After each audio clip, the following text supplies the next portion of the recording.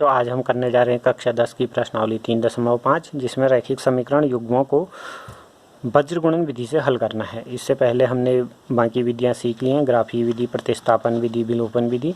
जिसने नहीं देखी हो प्लेलिस्ट में जाके उनको एक बार देख लें। इस सवाल में क्या कह रहा है, निम्न रैखिक समीकरण के युग्मों को में किसका एक अद्वितीय हल है, किसका कोई हल नहीं है, किसके अपरिमित रूप से अनेक हल हैं। अद्वितीय हल की स्थिति में उसे वज्र गुणन विधि से हल कीजिए। तो पहले हम देखते हैं, हमने पहले भी ये बता रखा है, कोई रैखिक समीकरण युग्म है तो उनको इस रूप में लिखते हैं, a1x plus b1y plus c1 equal to 0, a2x plus b2y plus c2 equal to 0। यदि क्या होता है a1/a2 not equal to b1/b2 आता है तो एक अद्वितीय हल होता है। एक अद्वितीय हल यदि इसका ग्राफ खींचें तो ऐसे प्रतिच्छेद करती हुई रेखाएं आती हैं, एक बिंदु पर प्रतिच्छेद करती हैं, एक बिंदु पर प्रतिच्छेद करती हैं, तो इसका मतलब एक हल है।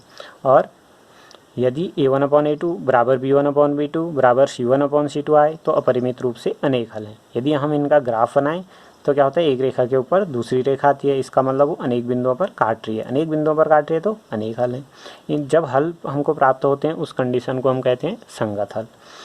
ऐसे यदि a1/a2 बराबर b1/b2 not equal to c1/c2 आ जाए तो कोई हल नहीं होता है। और ग्राफ खींचते हैं तो समांतर रेखाएं आती हैं, समांतर रेखाएं एक दूसरे को कहीं पर नहीं काटती हैं, इसलिए इनका कोई हल नहीं हुआ और ऐसे हल प्राप्त नहीं हो रहा है तो इस कंडीशन को कहते हैं असंगत। अब इसमें वो कह रहा है कि यदि ये वाली स्थिति आए, अद्वितीय हल वाली स्थिति आए, तब उसको वज्र गुणन विधि से हल करो। अब कैसे करते हैं हम देख रहे हैं। जैसे इसका पहला भाग है, इसमें a1 मतलब x का गुणांक हो गया 1, b1 y का गुणांक हो गया ऋण 3, c1 -3, अचर पद a2 हो गया तुम्हारा 3, b2 हो गया y का गुणांक दूसरे समीकरण में ऋण 9, c2 हो गया ऋण 2। a1/a2 निकालेंगे हम, a1/a2 तो आ गया 1/3, b1/b2 निकाला, b1/b2 कितना आ रहा है ऋण 3/9, माइनस से माइनस कटा और 3 से 9 कटा तो 1/3, और c1/c2 आ गया कितना ऋण 2 करेंगे, ऋण से ऋण कटेगा तो 3/2। हमको कंडीशन कौन सी मिली, a1/a2 equal to b1/b2 not equal to c1/c2, यानी कि हमको मिल गई है तीसरी वाली कंडीशन। कोई हल नहीं होगा तो इसको हल हमने नहीं करना है, समांतर वाली कंडीशन है। यदि a1/a2 not equal to b1/b2 आए तब उसको वो कह रहा है कि वज्र गुणन विधि से हल करो। अगले क्वेश्चन में देखते हैं, हमारे पास समीकरण, इसको हम पहले सही रूप में लिखेंगे। सही रूप में हम यानी कि c को इधर ले आते हैं तो हमको मिल गया 2x plus y minus 5 equal to 0, समीकरण 1। ये हो जाएगा 3x धन 2y ऋण 8 बराबर 0, समीकरण नंबर 2। अब शॉर्ट में कर लेता हूँ जरा सा, a1/a2 कितना होगा, a1 हुआ यहाँ x का गुणांक, a2 यहाँ x का गुणांक, यानी कि 2/3, b1/b2 यहाँ y का गुणांक 1, यहाँ y का गुणांक 2, ये दोनों आपस में बराबर नहीं आ रहे हैं, यानी कि पहले हम ये देखेंगे कि ये आपस में बराबर आ रहे हैं या नहीं आ रहे हैं। जब बराबर आएंगे तब हम तीसरा वाला निकालेंगे। अब बराबर नहीं आ रहे, a1/a2 not equal to b1/b2 हो गया, तो इसका मतलब यहाँ पर क्या होगा, एक अद्वितीय हल होगा, एक अद्वितीय हल। जब एक अद्वितीय हल हो गया तो हमने इसको हल करना है कौन से विधि से, वज्र गुणन विधि से। वज्र गुणन विधि से हल करने में हम कहाँ से क्या करेंगे, x y हमने निकालने हैं और 1 लिख दिया हमने, ठीक है। x के नीचे क्या आएगा, यहाँ दूसरे वाले पद से हम शुरू करेंगे, दूसरा पद मतलब b वालों से, ये b1 हुआ, ये b2 हुआ, x के ऐसे b1 से शुरू होगा, b1 b2, फिर ये क्या थे, अचर पद को किससे दिखाते हैं हम, c1 c2 से, c1 c2, b वाले कर दिए, c वाले कर दिए, फिर a वाले, a1 a2, फिर a के बाद b1 और b2। अब लिख देते हैं इनके मान, x के नीचे b1 b1 है हमारा कितना, 1, y का गुणांक यहाँ पर, b2 यहाँ पर y का गुणांक 2, ऐसे c1 c2 ऋण 5 और ऋण 8, ऋण 5 ऋण 8, फिर a1 a2 ने आना है, a1 a2 2 और 3,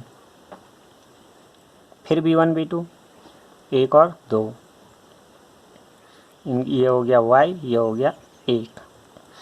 कुल मिला के हमने ध्यान रखना है कि बीच वाले से स्टार्ट करना है। बीच वाला मतलब बी से, b1 b2 लिखेंगे, c1 c2 जो उनके मान हैं, फिर a1 a2 के जो मान हैं, फिर b1 b2 के जो मान हैं, ये हो गया।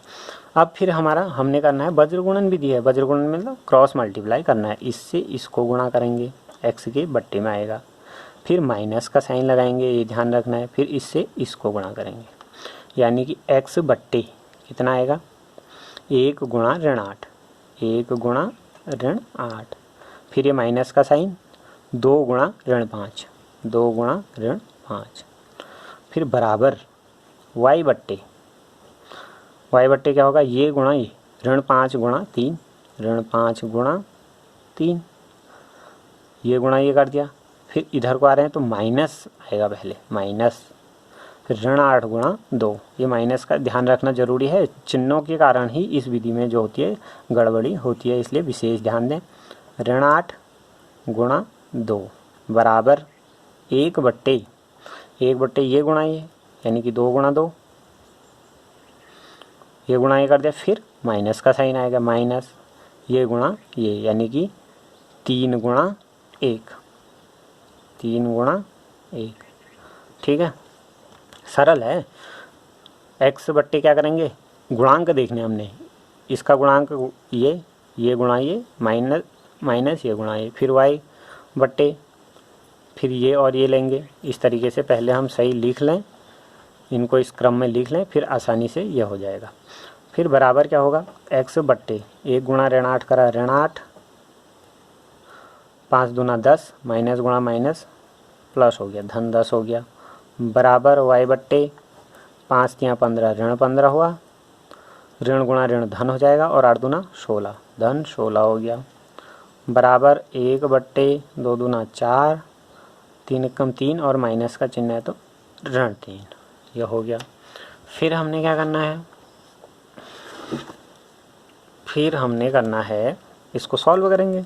x बट्टे ऋण 8 धन 10 हो गया 2, 10 में से 8 घटा दिया 2, y बट्टे 16 धन में है, 15 ऋण में है तो 1, बराबर 1 बट्टे 4 में से 1 घटाया ना, 4 में से 3 घटाया 1 बचा। अब जब हमने x का मान निकालना है तो x पहले वाले और तीसरे वाले को लेंगे, यानी कि x बट्टे 2 बराबर 1 बट्टा 1 लेने पर वज्र गुणन, इससे x को गुणा करा x हुआ, 2 एकम 2, यानी कि x बराबर 2 आ गया। फिर इन दोनों को लेंगे, y बट्टा 1 बराबर 1 बट्टा 1 लेने पर फिर क्या हो जाएगा, y से 1 को गुणा करा y बराबर 1 एकम 1, तो y का मान, x का मान आ गया 2, y का मान आ गया 1। हमें चेक करना है तो समीकरण में समीकरण 1 और 2 जो हमारे पास हैं उसमें रख के हम इनको चेक कर सकते हैं। एक बार दोबारा देख लेते हैं। हमको समीकरण दिए होंगे, समीकरण दिए हैं तो पहले हमने उनको a1x plus b1y plus c1 रूप में लिखना है, ये हो गए। फिर हमने चेक करना है कि अद्वितीय हल है या नहीं है, नहीं है तो हल नहीं करना है, अद्वितीय हल है तो वज्र गुणन विधि से हल करना है। फिर हमने b1 b2 के गुणांक लिख देने हैं, c1 c2, ऐसे ही a1 a2 के गुणांक, फिर b1 b2 के गुणांक लिख दिए तो x बट्टा ये गुणा ये माइनस ये गुणा ये, y बट्टा ये इंटू ये माइनस ये इंटू ये, ऐसे 1/2 गुणा 2 ये करा, ऋण 3 गुणा 1 ऐसे करा, तो हमको ये प्राप्त हो गया। साइड चिन्हों का ध्यान विशेष रूप से देना है, गड़बड़ी उसी में होती है। फिर आगे को हमने हल करते जाना है, हमको इस रूप में मिल जाएगा। x का मान निकालना है तो पहला और तीसरा पद लेंगे, x का मान निकल जाएगा, दूसरा और तीसरा पद लेंगे तो y का मान निकल जाएगा। इस तरीके से हमने हल करना है, और इसके बाकी जो 2 खंड हैं उनको आप स्वयं हल कर लेंगे। यदि नहीं कहीं पर गलती होती है तो बताएं। धन्यवाद।